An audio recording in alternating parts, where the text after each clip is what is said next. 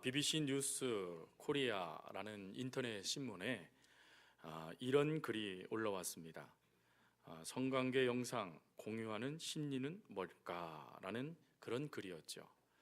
서울지방경찰청 광역수사대에서 빅뱅의 맹모 승리 등 그들이 함께 대화를 나눴던 카카오톡 대화방에 이 불법적인 영상이 유포되고 있다라는 그것에 대하여 수사하고, 그리고 11일에는 가수 겸 방송인인 정준영 씨를 그들을 소환하여 조사하는 것을 이 신문에서 먼저 보도하였죠.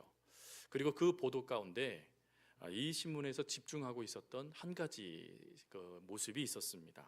그 모습을 다음의 질문으로 이들은 풀어냈죠. 다른 사람에게 성관계 영상을 공유하는 심리는 과연 무엇일까 하는 것이었습니다. 즉, 도대체 그들의 심리가 어떠한 상태이길래 그들이 이와 같이 행하고 있는 것인가 하는 것을 이들이 다른 시선에서 이것을 보면서 그것을 기사로 그들이 이것을 나타내기 시작했죠.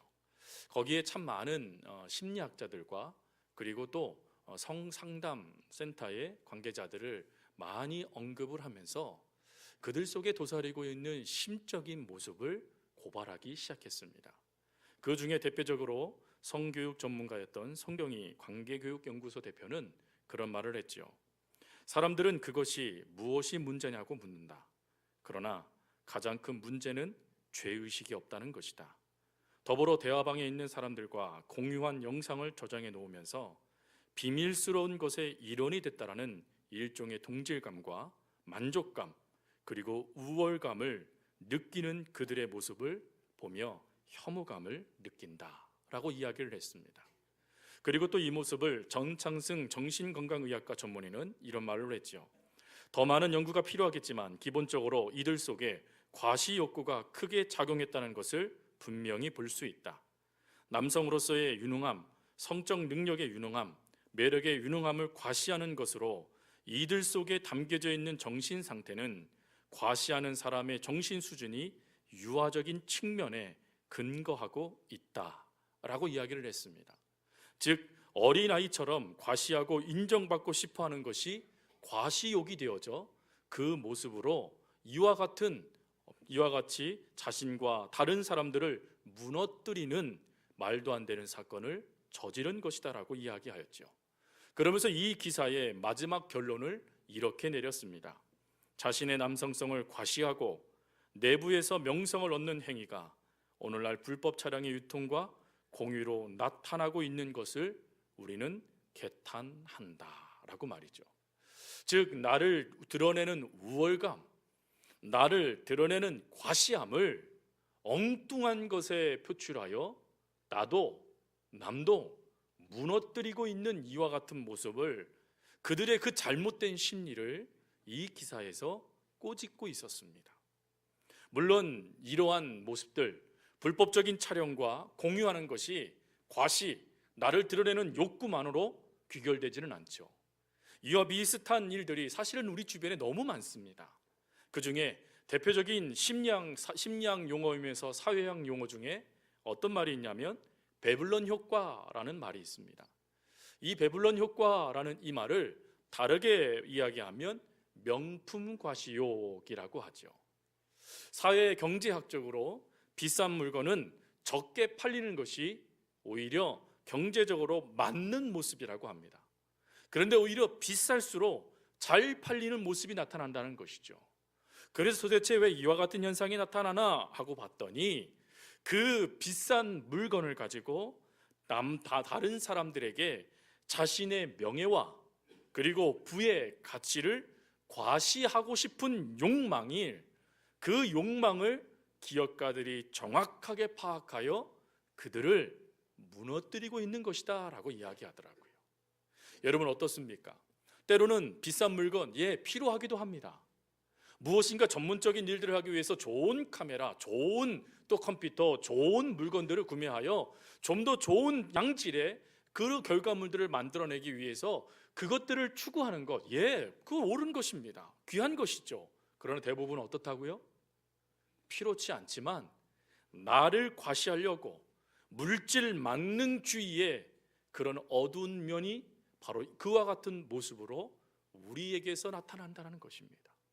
더군다나 이런 모습뿐만일까요? 아니요. 신앙생활에도 사실 이런 베블론 효과와 같은 모습들이 얼마나 많이 나타납니까?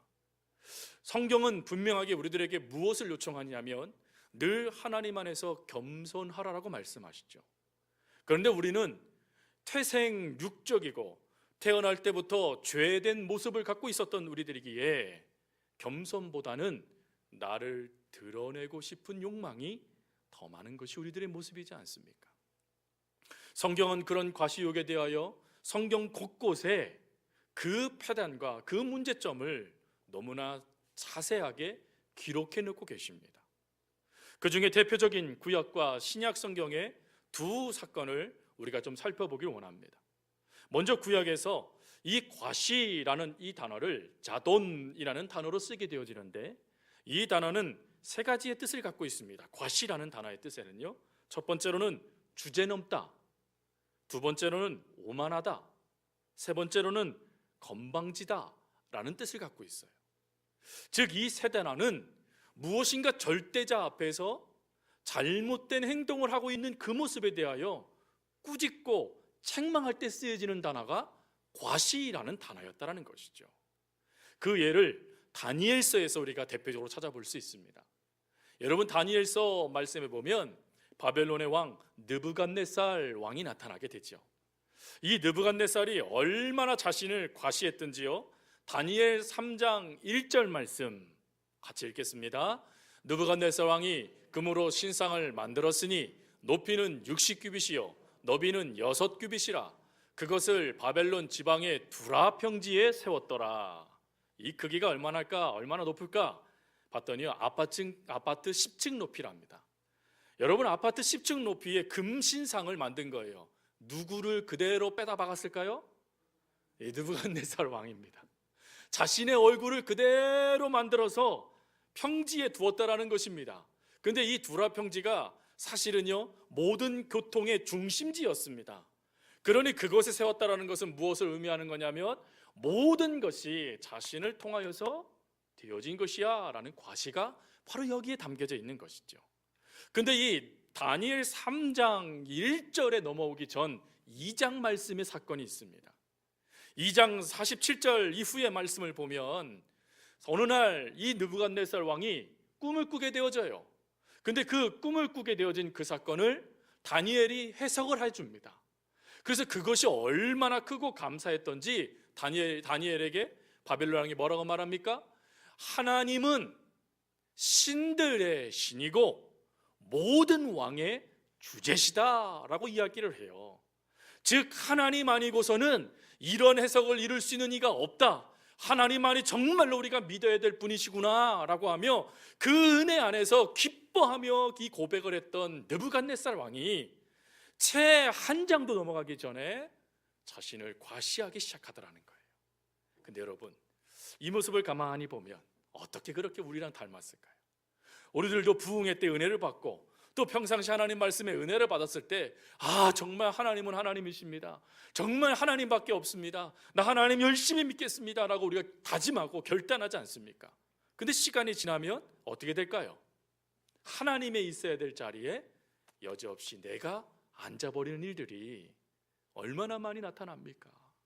아니 어떻게 그것을 이루셨습니까? 라고 이야기하면 나도 모르게 우쓱대면서 나니까 가능한 것이죠 라고 말하며 나 때문입니다 하고 화살을 자기에게 돌리는 이런 과시욕이 다니엘서에 나타나는 느부갓네살 왕에게만 나타나는 게 아니죠.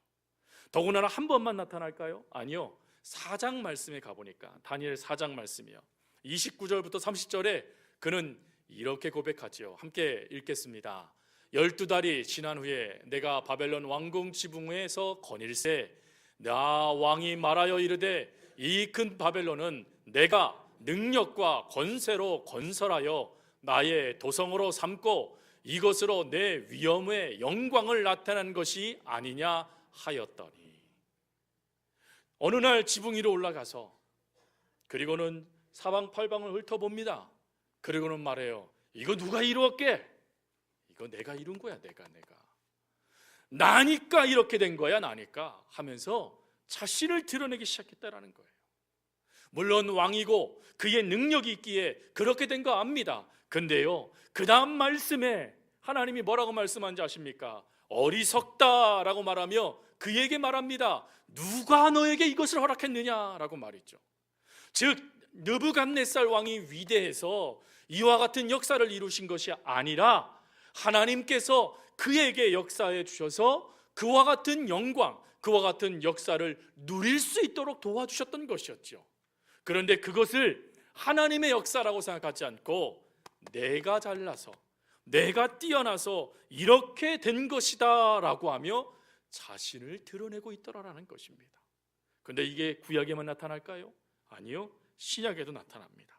여러분, 신약 성경에 누가복음 12장 말씀에 가보면 신약 성경에요, 어리석은 부자의 비유가 나옵니다. 근데 그 어리석은 부자, 그가 자신을 과시할 때 쓰여지는 단어가 회페라이라는 단어인데, 이 단어는요, 자신을 아주 많이 높이다, 우쭐대다 할 때 쓰여지는 단어예요. 사실 성경 말씀을 보면 우쭐댈 만합니다. 왜 그럴까요? 그가요, 이스라엘 땅에서 풍성한 곡식을 얻었습니다. 여러분, 이스라엘 땅이 한국과 다른 걸 아시죠? 이스라엘 땅은 척박한 땅이 많습니다. 비옥한 땅이 많지 않아요. 산맥이 많습니다. 그러다 보니 농사를 져서 풍성한 열매를 얻는 것은 자신의 능력이 아니라 하나님의 은혜라고 그들은 선언해야했죠. 왜? 척박한 땅에서 풍성한 열매를 맺게 되니 이것이 하나님의 은혜가 아니고 무엇이겠습니까? 근데 이 사람의 모습을 보십시오. 얼마나 열심히 노력했던지 밭에 소출이 풍성했대요. 여러분, 밭에 소출이 풍성하다라는 것은요, 그 사람이 상황, 환경을 뛰어넘어 자신의 경영적인 능력을 발휘하여 이 역사를 이루었다라는 뜻이 되기도 합니다. 즉, 망해가는 회사인데 이 사람이 손만 대면 살아나는 거예요. 아무리 힘든 경제적인 상황이라도 그 사람이 손만 대면 경제적인 상황을 뛰어넘어 오히려 잘 되는 거예요. 그러니 여러분, 이런 경영의 지혜 우리들도 요청하고 우리들도 바라는 모습 아니겠습니까? 근데 그런 모습만 있는 게 아니라 두 번째는 어떻습니까? 더 큰 곡간을 지어 생산한 농작물을 잘 보관하자라고 말을 해요.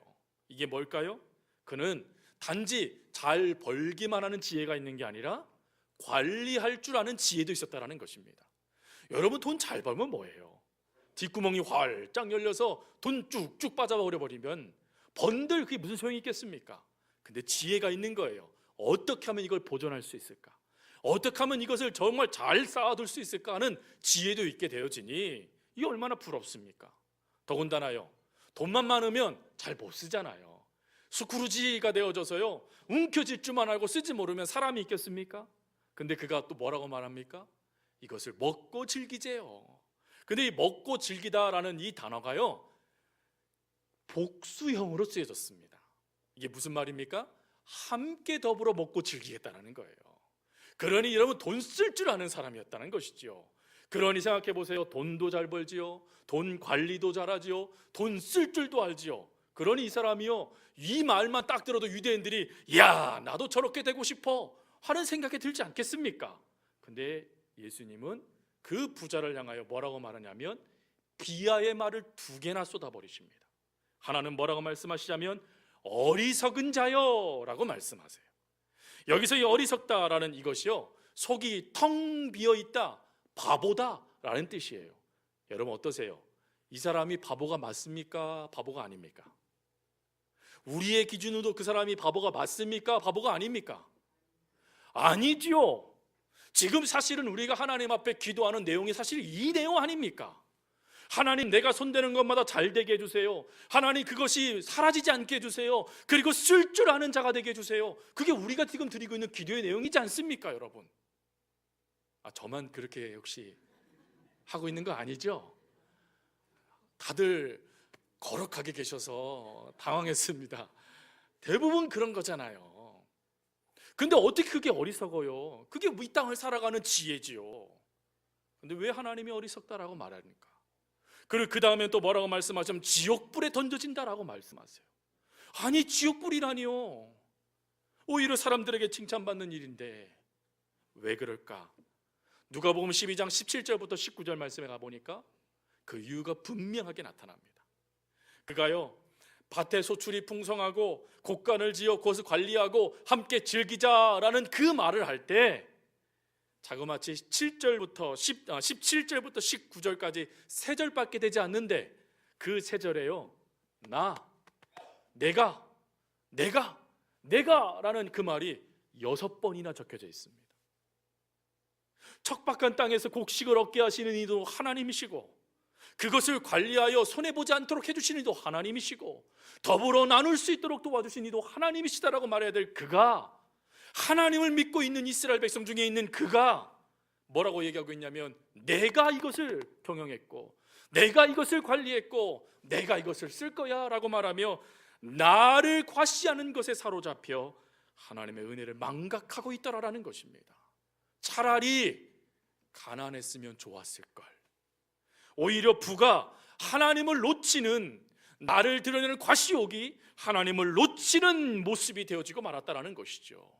근데 여러분, 이런 모습에 대해서 이미 시편 14편 1절은 경고했습니다. 같이 읽겠습니다. 어리석은 자는 그의 마음에 이르기를 하나님이 없다 하는도다. 그들은 부패하고 그 행실이 가증하니 선을 행하는 자가 없도다. 여러분, 아까 예수님께서 그 부자를 향하여 뭐라고 말했다고요? 어리석은 자야 라고 말씀하셨다는 거잖아요. 왜 어리석다고요? 하나님이 없다라고 말하고 있다라는 거예요. 하나님이 필요 없다라고 말하고 있다라는 거예요. 내가 경영적인 능력도 있고 관리할 능력도 있고 돈 쓸 능력도 있는데 무슨 하나님이 필요해? 라고 말하며 하나님 없어도 돼 라고 그가 말하고 있기에 지옥불에 던져질 인생이구나, 너 참 바보 같구나 라는 말을 듣게 되어진다는 것입니다. 사랑하는 성도 여러분, 과시욕에 그렇다면 어떻게 우리가 빠져 하나님 없다라고 부정하는 삶을 살지 않을 수 있을까요? 어떻게 하면 우리는 과시욕이라는 것에 빠져서 하나님 필요 없습니다라고 말하지 않고 하나님, 저희들에게는 하나님이 필요합니다라고 말하며 늘 하나님의 은혜 안에 거하는 삶을 살아갈 수 있을까요? 오늘 그거에 대한 답을 주는 것이 바로 아굴의 기도입니다. 오늘 아굴의 기도를 통하여 우리는 크게 두 가지를 살필 수 있습니다. 첫 번째, 자신을 위한 말보다 하나님의 말씀을 선포해라 라는 것입니다. 오늘 8절에 이렇게 돼 있죠. 헛된 것과 거짓말을 내게서 멀리 하옵소서 라고 되어져 있어요. 여러분, 여기서 이 헛되다 라는 이 단어가요, 동의어가 있는데 그게 어떤 단어냐면 허탄이라는 단어입니다. 허탄하다 할 때 그 허탄 말이죠. 근데 여러분, 이 허탄이라는 이 단어가요, 어떤 뜻을 갖고 있냐면 속이 텅 비어 있다 라는 뜻을 갖고 있어요. 여러분, 속이 텅 비어 있다, 이거 여러분 예수님께서 뭐라고 하신 말씀이었죠? 어리석구나 라고 할 때 말씀이잖아요. 즉 어리석은 그 말을 행하지 않도록 하나님 나를 도와주세요 라고 말하는 것입니다. 그러면 어리석은 말은 무엇일까요? 이 헛된, 허탄이라는 단어가 쓰여질 때 그 뜻을 풀이할 때 이렇게 풀이한다고 하죠. 세상 일에 대하여 자신이 계획을 세우고 추진하여 목적하는 바를 나 자신이 이룰 수 있다라고 생각하는 것, 그게 뭐라고요? 허탄이랍니다. 사랑하는 성도 여러분, 여러분들이 아무리 계획을 세워도 하나님께서 함께하지 아니하시면 그 계획은 일당춘몽, 단지 꿈밖에 되지 않아요.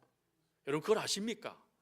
내가 아무리 계획이 부족해도 그 상황에 하나님이 개입하시면 그것이 역사가 되는 것이 그리스도인들에게 주어지는 하나님의 은혜가 아닙니까? 그런데 내가 이걸 하겠대요, 내가 이걸 이루겠대요 라고 말하는 것이죠. 근데 왜 이런 모습이 나타날까 봤더니요, 이 허탄이라는 단어가 어디에서 파생되어졌냐면 방탕하다라는 단어에서 파생된 언어예요. 즉 우리가 하나님을 놓쳐버리는, 나를 드러내는 유혹을 우리가 그것을 뿌리 뽑지 아니하면, 그것을 잘라버리지 아니하면 우리는 여전히 방탕한 길로 갈 수밖에 없다라는 것입니다. 하나님이 필요 없는 삶을 살아갈 수밖에 없다라는 것이에요. 그래서 지금 아굴은 말하는 거예요. 하나님, 내 인생에 하나님은 너무나 필요합니다. 그런데 제가 허탄한 말, 방탕한 말로 나를 자랑하여 그 유혹에 사로잡혀 하나님을 놓칠까 두렵사오니 하나님 내 기도를 들어주십시오라고 기도하고 있는 거예요. 또 거짓말은 어떻습니까? 여러분, 이 땅에 가장 제일 먼저 선포된 거짓말이 무엇이었습니까? 바로 뱀에게서부터 뱀으로 가장한 사단이 한 말 아니겠습니까? 네가 이 선악을 알게 나무의 실과를 먹으면 너는 하나님처럼 되어질 것이다 라고 말이죠. 여러분, 그것에 하와가, 아담이 그걸 먹어버려요. 그럼 여러분, 무엇을 말하고 있는 것입니까? 자기 속에 하나님처럼 되고 싶은 욕심을 인정하고 있다라는 뜻이에요. 더군다나 여러분, 어떡하지요? 그 다음에 하나님의 말씀이 들려오자마자 이들이 부끄러워 숨었으면서 누가 그랬느냐라고 말했을 때 이들이 또 다른 거짓말을 해요. 이 사람이요, 뱀이요 라고 말을 해요. 왜 이랬을까요? 자신이 지금 선악을 알게 나무의 실과를 먹었으니 하나님처럼 되어져서 거짓말로 능히 하나님을 속일 수 있다라고 착각하고 있는 것입니다. 사랑하는 성도 여러분, 이런 모습이 저와 여러분들의 모습이에요. 여러분, 안타깝게도 우리는 하나님을 속일 수 없습니다. 하나님의 그 불꽃 같은 두 눈을 피할 수 있는 존재는 아무도 없어요. 그러나 거짓말은 하나님의 그 역사를 피할 수 있다라고 착각하게 만든다는 것입니다. 하지만 결과는 결과는 불의한 삶이 되고 말았죠. 여러분, 이렇게 나를 드러내는 모습이 이와 같이 위험한 것입니다. 나를 과시하고 나를 자랑하는 모습이 이와 같이 우리의 영육을 피폐하게 만들어버리는 무서운 악이라는 것을 우리는 기억해야 됩니다. 예전에요, 이솝우화의 그런 글을 읽어봤습니다. 머리 좋은 개구리 한 마리가 자기 자랑하다가 죽은 그런 이야기예요. 곰곰이 생각해 보니까 자기가 유일하게 하나 못하는 게 있어요. 그게 하늘을 나는 겁니다. 그래서 어떻게 하면 하늘을 날 수 있을까 고민하다가 기가 막힌 창의성이 발동돼요. 그래, 이 나무를 새가 잡아주고 나는 물면 되겠지 하는 생각 가운데 새를 설득하여 드디어 탁 물고 붙잡고 하늘을 쫙 날기 시작합니다. 그 모습을 봤던 개구리들이 개굴개굴거리면서 야, 누가 그런 생각을 만들어냈어 라고 막 칭찬하니까 이 개구리가 뭐라 그랬을까요? 누구긴 누구야, 나지 했다라는 거잖아요. 어떻게 됐을까요? 떨어져 죽었더라 하는 거 아니겠습니까? 여러분, 우리가 기억해야 될 게 바로 여기에 있습니다. 나를 드러낸다고 끝나지 않는다라는 것입니다. 내 자랑을 내가 내뱉는다라고 멈춰지지 않는다라는 거예요. 그거에 대해서 분명히 얘기한 말씀이 솔로몬이 한 잠언 3장 6절 7절에 나와 있어요. 함께 읽겠습니다. 너는 범사에 그를 인정하라. 그리하면 내 길을 지도하시리라. 스스로 지혜롭게 여기지 말지어다. 여호와를 경외하며 악을 떠날지어다. 지혜롭게 여기는 게 뭐라고요? 악이래요. 악. 여러분, 하나님은 악을 싫어하세요. 미워하세요. 그래서 그 악한 모습이 우리를 부끄럽게 만들고 하나님 앞에 저주의 인생이 되도록 이끌어버린다는 것이죠. 그래서 우리는 말해야 됩니다. 우리를 자랑하는 것이 아니라 하나님을 자랑하는 인생이 되어야 돼요. 하나님의 무엇을 자랑해야 됩니까? 그 변치 않는 언약의 약속 말이죠. 하나님의 말씀을 그대로 이루어 주시는 그 약속의 말씀을 우리는 자랑할 수 있어야 돼요. 야고보 사도는요, 야고보서 4장 14절 16절에 이렇게 말했습니다. 내일 일을 너희가 알지 못하는도다. 너희 생명이 무엇이뇨? 너희는 잠깐 보이다 없어지는 안개니라. 너희가 도리어 말하기를 주의 뜻이면 우리가 살기도 하고 이것도 저것도 하리라 할 것이거늘 이제 너희가 허탄한 자랑을 자랑하니 이러한 자랑은 다 악한 것이니라. 악하다는 거예요. 사랑하는 성도 여러분, 그래서 아굴의 기도가 우리에게 필요한 것입니다. 그래서 아굴이 말했던 그 기도, 하나님, 내 입에서 헛된 것, 거짓된 것을 사라지게 해주세요. 나를 자랑하는 방탕의 그 자랑에 그 결과가 나에게 집중되어지는 그 유혹을 물리칠 수 있게 해주시고, 거짓됨 가운데 내가 하나님 되려고 했던 그 연약함도 하나님 다 내 안에 나타나는 모습이니 하나님 그 모습이 나타나지 않도록 나를 지켜주옵소서 라고 기도하고 있는 게 바로 아굴의 기도였습니다. 여러분, 이 기도 오늘 우리가 해야 될 기도이지 않겠습니까? 우리가 평생에 하나님 앞에 부르어 하나님 앞에 기도하며 하나님께 알아야 될 기도 제목이지 않겠습니까? 함께 고백해 볼까요? 하나님이 하셨습니다. 하나님께서 이루셨습니다. 여러분, 이 고백이 우리의 고백이 될 수 있기를 주님의 이름으로 부탁드립니다. 그리고 두 번째가 또 있어요. 그게 뭐냐? 오늘 8절 말씀, 그 다음 말씀에 보니까 이렇게 아굴이 기도하죠. 나를 가난하게도 마옵시고 부하게도 마옵시고 오직 필요한 양식으로 나를 먹이시옵소서. 여러분, 무엇일까요? 두 번째, 돈보다 내 믿음의 그릇에 만족할 수 있어야 된다는 것입니다. 질문 드릴 테니까 한번 대답해 보세요. 여러분, 돈이 없을 때와 돈이 많을 때 어느 쪽이 행복하십니까? 여러분, 지갑이 가득 찰 때랑 지갑이 텅 비어 있을 때랑 어느 때 힘이 나십니까? 그렇죠. 저도 그래요. 저도요, 지갑을 딱 만졌어요. 두둑해요. 와, 이걸 오늘 갖다 뭘 할까? 근데 지갑을 만졌더니 얘가 다이어트를 했어요. 아무것도 안 잡혀요. 그러면 아이고, 이거 갖다 뭘 하나, 그런 생각이 밀고 들어오잖아요. 사실 우리가요, 이 기도 제목 너무 좋아해요. 하나님, 가난하게 하지 마옵시고. 근데 두 번째 기도는 싫어해요. 부하게도 마옵소서. 이게 얼마나 싫어하는지 몰라요. 여러분, 솔직하게 한번 가슴에 손을 대고 한번 여러분 대답해 보세요. 여러분, 만약에 이 시간에 하나님의 뜻이요, 부하게도 마옵소서를 여러분들에게 하라라고 기도한다면 하시겠습니까? 안 하시겠습니까? 솔직하게요, 솔직하게. 부하게도 해주시고 이렇게 하시겠지 않겠습니까? 사실 우리가요, 돈이 우리의 주인이 아니라는 거 우리가 알고 있어요. 그런데 여러분, 돈이 없으면 우리가 참 비참하다라고 느끼는 거 아십니까? 하나님이 우리의 주인이라고 모르는 이들이 없어요. 예수 믿는 이들 중에 하나님만이 우리의 주인이시고 목자이시고 우리의 전부이십니다. 모르는 이들이 없어요. 근데요, 하나님 때문이 아닌 돈 때문에 우리가 슬퍼하고 분노하시는 것 아십니까? 그러면 주인이 하나님이십니까? 돈이십니까? 여러분, 안타깝게도 우리는요, 주인 선택을 지금 잘못하고 있는 모습들이 많다라는 거예요. 오늘 아굴이요, 왜 가난하게도 마옵시고 부하게도 마옵소서라고 기도합니까? 그 이유를 9절에 분명히 말을 해요. 혹 내가 배불러서 하나님을 모른다, 여호와가 누구냐 할까 하오며, 혹 내가 가난하여 도둑질하고 내 하나님의 이름을 욕되게 할까 두려워함이니라. 사랑하는 성도 여러분, 성 어거스틴이 그런 말을 했어요. 방치된 욕망은 습관이 되고 그 습관을 거부하지 아니하면 필요가 된다 라고 얘기를 했습니다. 즉, 내 안에 밀고 들어온 이 돈의 욕망이 습관이 되는 것도 무서운데, 이 습관을 우리가 거부하지 아니하면 이 돈이 우리의 필요 전부가 되어져 버린다는 거예요. 그러니 지금 아굴의 기도는 단지 돈을 어떻게 쓰냐 쓰지 않느냐를 말하는 게 아니라는 것을 알 수 있습니다. 즉, 영적으로 내 삶의 주인이 누군지를 놓치지 않게 하기 위해서, 그리고 매 순간 하나님을 기억하기 위하여서 그는 지금 이렇게 기도하고 있는 것이에요. 여러분, 우리가 돈이 많은 사람들, 부자가 된 이들이 왜 그렇게 하나님을 떠나는 사람들을 많이 보게 됩니까? 돈이 그들을 주인이 되었기 때문인 것이죠. 하나님이 아닌 돈을 선택한 결과이지 않겠습니까? 왜 많은 사업을 하는 이들이 주일날 문을 엽니까? 하나님이 주인이 아니에요.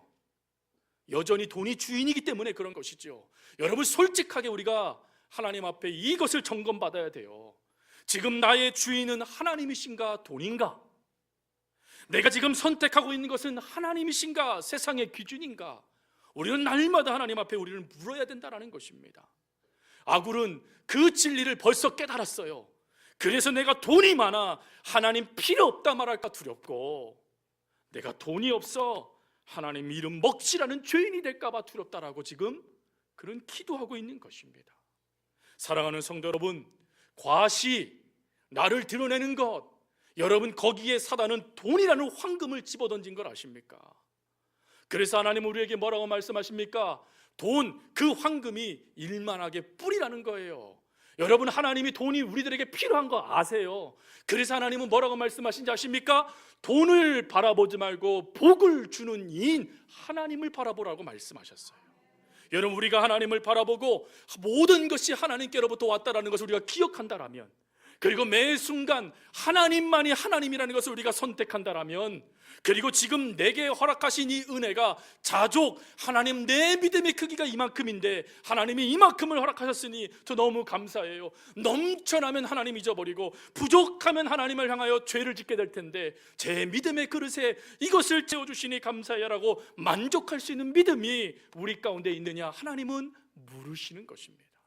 사랑하는 성도 여러분, 말씀을 마칩니다. 오늘 하나님은 내 목소리가 아닌 하나님의 말씀을 증거하는 도구가 되기를 원하세요. 하나님은 내 자랑이 아닌 그 자랑이 되도록 만들어주신 하나님을 드러내기를 원하십니다. 그리고 하나님은 매 순간 우리의 필요를 채워주시는 분이시기에 그 하나님을 믿고 선택하느냐, 그 하나님 곁에 머무느냐, 하나님만 섬기느냐를 관심 갖고 지켜봐 주시는 분이십니다. 저희들 언제든지 과시욕이 무너질 수 있습니다. 언제든지요, 지금 가수들, 그 말할 수 없는 사람들의 모습이 우리의 모습이 될 수 있어요. 단지 들키지 않은 것 뿐입니다. 그러나 아무도 하나님 앞에 숨길 수 있는 사람이 없어요. 그렇다면 이 시간에 그 부끄러움을 가지고 하나님 앞에 가서는 안 되지 않겠습니까? 이 시간에요, 하나님이 말씀에 우리가 결단하며, 하나님, 저희들도 하고 이 기도처럼, 이 기도의 내용처럼 하나님 되어지는 삶을 살기를 원합니다. 하나님, 이 기도처럼 저희들도 하나님 잘 믿는 사람 되기 원합니다. 하나님의 모든 것을 맡기며 그것에 감사하는 저희들이 되게 해주세요라고 기도해야 되지 않겠습니까? 여러분, 우리 평생 저와 여러분이 함께 이 기도의 제목을 행함을 통하여서 어리석구나 라는 말을 듣는 것이 아니라 나의 사랑하는 자야 라는 말씀을 들으며 하루하루를 주님 안에서 하나님을 인정하는 삶으로 살아가는 우리 모두가 될 수 있기를 주님의 이름으로 부탁드립니다.